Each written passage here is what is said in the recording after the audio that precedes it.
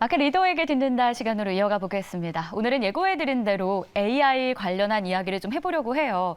산업 이야기도 하고 종목까지 들여다봅니다. 오늘은 유진투자증권의 김세희 연구원 모셨습니다. 어서 오세요. 네, 안녕하세요. 반갑습니다.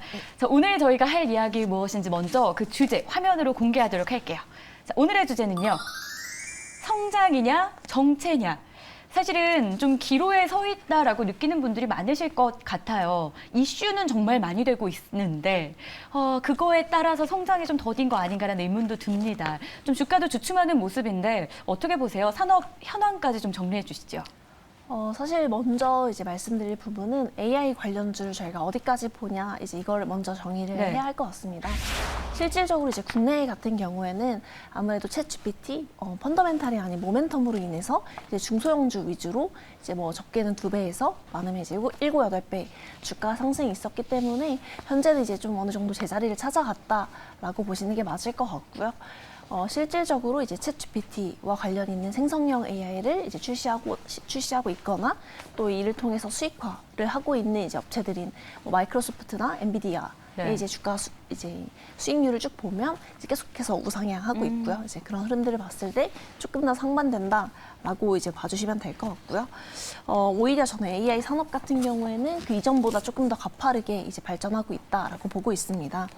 뭐 특히 이제 아마존이나 메타 같은 경우에는 그 이전에 발표를 안 했던 이제 기업들인데 뭐 베드룩이나 이런 플랫폼까지도 이제 최근에서 출시를 계속해서 하고 있고요. 이제 그런 흐름들을 봤을 때는 이미 수익화가 진행되고 있기 때문에 그리고 이제 AI 관련 이제 수요를 계속해서 이제 프라이싱하고 있다라고 봐주시면 될 것 같습니다. 사실 일론 머스크라는 이 인물의 영향력이 글로벌하게 되게 크지 않습니까? 그런 인물이 AI 규제 관련한 발언을 좀 강하게 한 적이 있었어요. AI 규제 필요하다라는 주장이었는데 그런 일론 머스크가 AI 회사를 설립합니다. 여기서 저희가 볼 수 있는 시사점 뭐가 있을까요? 뭐 속도론에도 힘이 좀 실릴까요?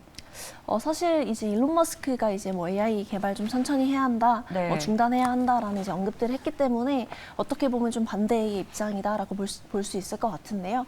실질적으로는 이제 AI 누구보다 빠르게 개발을 했던 인물 중에 하나고요. 실제로 오픈 AI의 이제 창립 멤버이기도 하고요. 그리고 실제로 뉴럴링크까지 전부 다 AI에 좀 대비하고자 했던 이런 목표들을 볼 수 있고요. 이제 그런 의미에서 아직까지 AI 개발 속도에 비해서 저희가 이제 어떤 사회적인 준비나 뭐 정책적인 준비가 네. 되지 않았기 때문에 좀 이를 보완하는 어떤 이제 움직임이 같이 가야 한다라는 측면에서 이제 봐주시면 될 것 같고요. 오히려 이제 뭐 규제 차원의 이제 움직임이 조금 더 필요하다라고 저희가 봐야 하지 뭐 속도를 늦춰야 한다라는 것보다는 이제 좀 그런 규제 방향으로 저희가 이해를 하면 될 것 같습니다. 그러면은 일론 머스크의 이 행보를 저희가 크게 여기진 않아도 되겠다. 뭐 이렇게 정리해봐도 될까요? 네, 그러니까 예를 들면 이제 반대라는 측면보다는 네. 오히려 이제 균형 잡힌 어떤 좀 더 책임감 가질 수 있는 어떤 AI를 본인이 인수한 트위터의 네. 데이터를 활용해서 훨씬 더 이제 중립적인 데이터를 활용한 AI 회사. 결국 그러면 내가 개발하는 거 잘 봐. 뭐 이렇게 봐도 되는 걸까요? 네, 이제 트루먼 GPT라고 해서 챗 GPT에 대항하는 어떤 이제 AI 만들겠다라고 이제 언급을 했습니다. 좋습니다. 그러니까 기다 아니다. 뭐 이게 좋다 안 좋다. 뭐 이런 개념은 아니라고 좀 생각을 하면 좋을 것 같고요. 사실 앞서서도 이야기가 나왔는데 규제라는 것 자체가 저희가 뭐 여러 가지 사이버 공격에 대한 우려감이 있기 때문이 아니겠습니까? 좀 안전하고 싶은 마음일 텐데 챗 GPT가 대중화되면서 이 사이버 공격 또한 새로운 이슈가 되고 있습니다. 구체적인 대책이 좀 마련된 것이 있는지 아니면 이야기 나오는 것들 있을까요?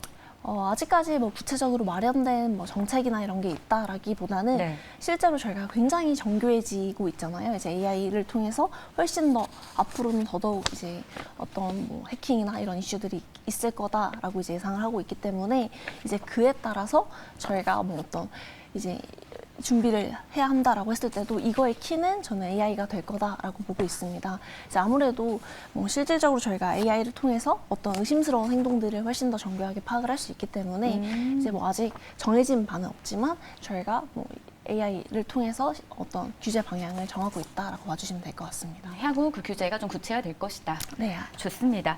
자, 빅테크 미국에서 설비 투자가 좀 축소됩니다. AI 관련주들도 위축될까 우려감이 있는데 이 부분에 대해서는 전망 좀 어떻습니까?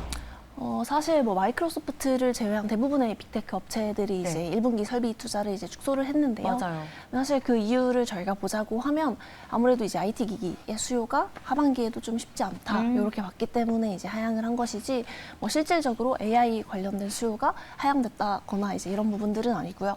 그 축소된 거 대비 AI 기기가 그 이상을 채우긴 사실 쉽지 않잖아요. 뭐 관련 디바이스가 아직 나오진 않았기 때문에 이제 그런 측면으로 저희가 이해를 해주시면 될 것 같습니다. 그래서 결과적으로는 뭐 AI 관련해서는 센티에는 변화가 없는 이제 이슈다라고 봐주시면 될 것 같습니다. 네, 좋습니다. 그럼 결국 관련주에 영향을 주는 요인은 아니다. 네, 결과론적인 이야기다라고 보고 있습니다. 네, 좋습니다. 구글 개발자 컨퍼런스에서 좀 주목해 볼 만한 포인트 있을지도 정리해 주세요. 국내에 영향을 미칠 부분이 사실 궁금하거든요. 기존에 이제 5월에 아마 있을 컨퍼런스 네. 같은데요. 그 이전에 AI 제품 20개 정도를 이제 공개한다라고 했기 때문에 굉장히 이슈가 있었고요. 네, 조금 더 최근에 구체화됐는데 저희가 여기서 검색 엔진을 조금 더 주목을 해볼 필요가 있을 것 같습니다. 이제 기존에 이제 구글이 검색 이제 고수하고 있던 어떤 검색 결과 표시 방법에 좀 변화가 있을 것으로 저희가 추정이 되는데 AI 챗봇이나 뭐 쇼폼 동영상이 이제 추가적으로 저희가 도입이 된다 이렇게 예상을 하고 있고요. 이렇게 되면 네이버 같은 경우에도 오늘 나온 뉴스인데 네. 이제 이미지 관련해서 특정 서비스를 추가한다라고 언급을 했거든요. 그래서 그런 흐름들을 생각을 해봤을 때 뭐 쇼폼 영상이라든지 구글이 도입하는 방식을 어느 정도 뭐 따라간다던가 사실 보면 저희도 챗 GPT 출시하고 나서 서치 GPT라는 네. 어떤 걸 출시한다라고 밝힌 만큼 영향이 있을 것으로 저는 보고 있습니다. 네. 자, 이미지 생성 AI 주목하자라고 이야기를 해주셨었는데 이 내용 아직도 좀 유효하다고 생각하시는지 궁금해요. 좀 현황 어떻습니까? 네, 사실 뭐 이미지 관련해서는 네. 좀 언어 모델에 비해서 조금 주목을 덜 받았던 것 같은데 네. 최근에는 제가 방금 말씀드렸던 구글 이제 개발자 컨퍼런스나 뭐 오늘 발표한 뭐 네이버나 네. 관련해서 계속 어떤 이미지, 영상 쪽으로 이제 계속해서 검색 엔진에 붙는 방식이 되고 있고요. 저는 여기서 조금 더 나아간다라고 하면 모바일 버전에서의 이제 어떤 뭐 이미지, 그다음에 영상, AI 어플리케이션이 출시가 될 가능성이 높다라고 보고 있습니다.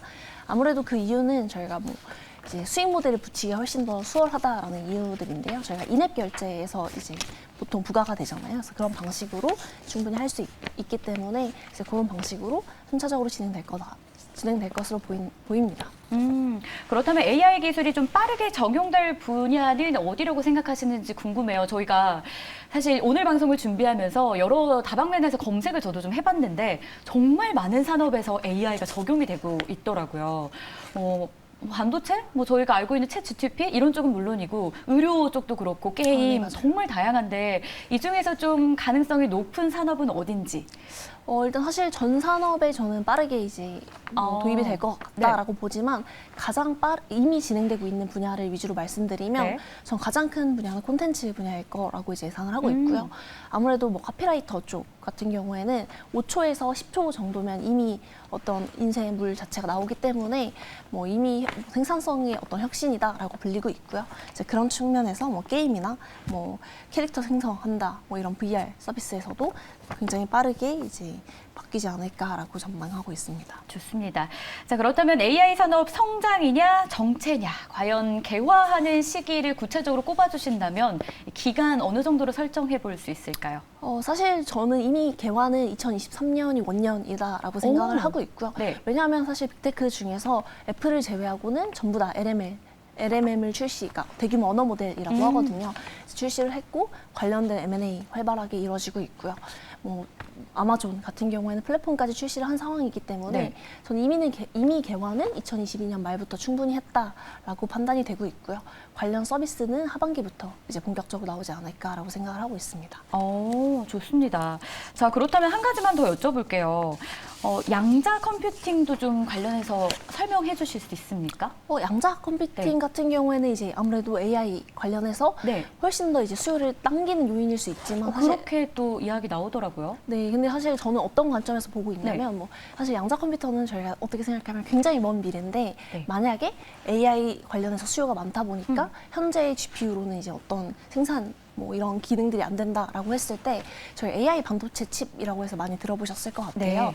이제 그런 부분들을 저희가 생각을 해보면 뭐 AI 반도체 칩이 양산이 된다라고 하는 시기가 본격적인 양산 시기가 보통 25년이거든요. 그러면 뭐 그걸 활용해서 양자 컴퓨팅의 어떤 컴퓨팅 능력 자체, 컴퓨팅 자원을 굉장히 끌어올릴 수 있기 때문에 산업이 개화하는 시기를 좀 빠르게 당겨올 수 있다. 네, 이렇게 보고 있습니다. 아, AI 다음 타자가 양자 컴퓨팅이다. 뭐 이런 이야기가 있어서 궁금했어요. 네, 저는 뭐 같은 맥락이라고 생각을 하고 네. 있고요. 근데 양자 컴퓨팅이 오려면 기존에 만약에 그 기술이 개화했다라고 하면 물론 AI 기술로 촉발되는 건 맞지만 사실 모든 뭐 금융이든 아니면 뭐 이런 미디어에서도 쓰이는 보안 체계가 전부 다 무너지거든요. 그렇기 때문에 이것 또한 또 AI 기술로 계속 고도화를 해야 되는 작업이기 때문에 저는 조금은 시간이 걸리지 않을까라고 개인적으로 예상을 하고 있습니다. 아, 양자 컴퓨팅이 사실 뭔지는 좀 어렵긴 했는데 아무래도 AI 다음 타자다라고 하니까 관련주가 벌써 뭐 검색창 같은 데 묶여 있더라고요. 하지만 좀 생각하시기에 시간은 필요하겠다. 그리고 기존의 AI 기술의 보안 체계가 무너질 가능성이 있다라고 표현을 해주셨는데 어쨌든 보안이 굉장히 중요한 시점이다 보니 좀 시간은 걸릴 수 있다라는 쪽으로 저희가 정리를 해보겠습니다. 그리고 이미지 AI 이야기를 좀 유효하다라고 이야기해 주셨는데 이 기업용 생성형 AI 시장은 좀 어떻게 보세요? 기업용 이미지 생성 AI 네. 말씀하시는 거면 사실 굉장히 초기 시장이고요. 그래서 사실 2022년 한 3분기 정도부터 스타트업을 중심으로 좀 큰 시장이다라고 봐주시면 될 것 같아요. 그래서 이제 그 회사들이 뭐 오픈소스로 공개를 하거나 API로 이제 일부 유료를 한 걸 가지고 국내의 카카오나 네이버 같은 회사들이 비용을 지불하고 이제 어떤 기업 내 서비스로 이제 상용화하고 있는 단계이고요. 네, 그래서 결과적으로는 아무래도 뭐 실질적으로 이제 막 개화하기 때문에 어떤 소비자 서비스가 나오기까지는 뭐 한 6개월 반기에서 한 1년 정도의 시간이 필요하지 않을까라고 생각을 하고 있습니다. 자, 그렇다면 이번에는 좀 세부적인 이야기로 들어가서 이야기해 볼게요. 종목 이야기가 아닐까 싶은데 이 AI 관련해서 과연 어떤 종목들이 좀 탑픽으로 꼽을 만한가라고 꼽아주실 수 있을까요? 사실 AI 관련 종목도 이제 굉장히 올라왔다가 네. 많이 떨어지는 상태인데요. 네. 그래서 좀 전 그 흐름에서 많이 주목을 받았던 기업은 아니지만 계속해서 우상향을 했던 기업인데 엠로라는 기업이고요. 이제 한마디로 공급망 관리 시스템을 제공하는 SRM 회사입니다. 엠로요? 네, 엠로이고요. 그다음에 이제 엠로 회사 같은 경우에는 최근에 삼성 SDI에서 최근에 지분 인수를 전부 다 진행을 했고요. 그래서 최근 주가가 많이 오르는 상태인데요. 실질적으로 이제 신규 고객사가 계속해서 하나가 발생할 때마다 추가적으로 매출이 계속해서 붙고 있고요. 그리고 추가적으로 삼성향이 앞으로 뭐 2023년, 24년 약 200억 정도가 추가로 붙기 때문에 뭐 추가적인 성장성 그리고 이 영업이익 자체가 나올 수 있는 유일한 기업이다라고 보고 있습니다. 네. 엠로라는 종목 조금 생소하긴 했는데 그래도 좀 구체적으로 소개를 해주셔서 저희가 기억해 보도록 하겠습니다. 그리고 한 가지만 더 궁금증이 제가 정말 많죠. AI 좋습니다. 시장 자체가 너무 다양하다 보니까 종목도 정말 많고요. 한 가지만 더 여쭤볼게요. AI 상용화에 대한 기대가 우려랑 공존하고 있습니다. 이런 가운데 워렌 버핏이 인간지능을 넘어설 것으로 생각하진 않는다, AI가. 이런 이야기를 했어요. 좀 우려는 덜고 조금 달라질 미래의 기대감을 실어볼 수 있을까요? 어떻게 보세요? 사실 그 부분도 굉장히 논란이 많은 부분인데요. 맞아요. 인간을 넘어설 수 있는 AGI라고 해서 이 AI 자체가 말인 것 같아요. 네, 각자의 맞아요. 의견이 정말 많던데. 그래서 범용 인공지능이 가능하다 아니다라고 나뉘긴 하는데 실제로 뭐 최근에 이제 행보들을 많이 보면 이제 워렌 버핏도 말을 막 바꿨습니다. 그래서 한 이틀 전에 한 인터뷰를 보면 이제 굉장히 무섭다. 그렇기 때문에 실질적으로 AI에 대비를 해야 된다라는 스탠스로 많이 바뀌었고요. 그래서 구글의 뭐 AI의 대부라고 할 수 있는 분도 이제 구글의 개발자로 있었는데 최근에 퇴사를 하면서 실제 이제 본인이 개발한 것을 일부 후회한다라는 발언을 할 정도로 범용 인공지능을 어느 정도 확신하는 분들이 이제 주축이 됐고요. 특히나 이제 오픈 AI의 CEO가 챗GPT를 만든 회사인 오픈 AI의 CEO 샘 알트만 같은 경우도 이제 범용 인공지능이 가능하다라고 이제 얘기를 한 만큼 저는 범용 인공지능이 도래한다라는 걸 가정을 하고 어떤 사회적인 뭐 규범 체계라든지 혹은 뭐 예를 들면 정책적 사회적인 뭐 학습 이런 시간들을 늘리는 게 더 중요하다라고 보고 있습니다. 네, 뭐 여러 가지 말 속에서 또 전문가 연구원님의 의견까지 저희가 챙겨서 들어봤습니다. 지금까지 유진투자증권의 김세희 연구원과 AI 관련한 이야기 나눠봤습니다. 고맙습니다. 네, 감사합니다.